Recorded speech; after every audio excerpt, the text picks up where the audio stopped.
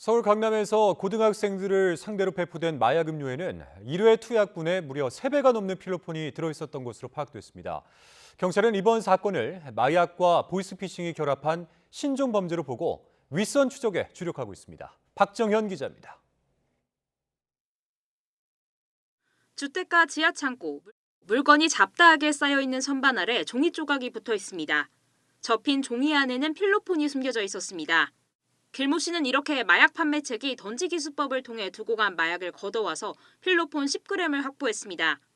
그리고 중국산 우유에 타서 이른바 마약 음료 100병을 만들었다고 경찰에 진술했습니다.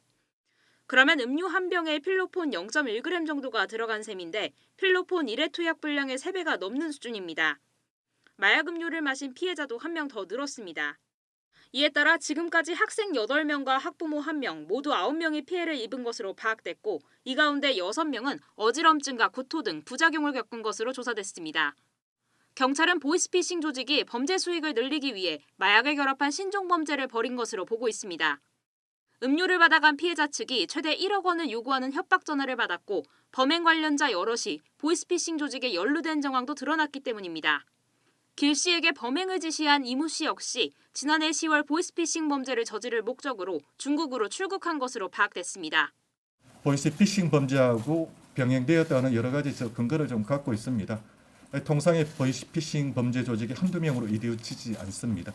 여러 가지 역할 분담에 의해서 조직적으로 이루어지기 때문에 경찰이 이번 사건과 관련해 지금까지 검거한 인원은 모두 7명. 이 가운데 제조체 길 씨와 중계기를 이용해 협박 전화의 발신지를 중국에서 한국으로 조작한 30대 김모 씨가 구속 상태로 검찰에 넘겨졌습니다. 경찰은 또 이 씨를 비롯해 중국에 체류하고 있는 범행 가담자 3명에 대해 인터폴에 적색 수배를 요청해 신병을 확보하는 데 주력하고 있습니다. 아울러 피해자들이 이용한 SNS 계정 등도 압수수색해서 조직의 실체를 파악할 방침입니다. YTN 박정현입니다.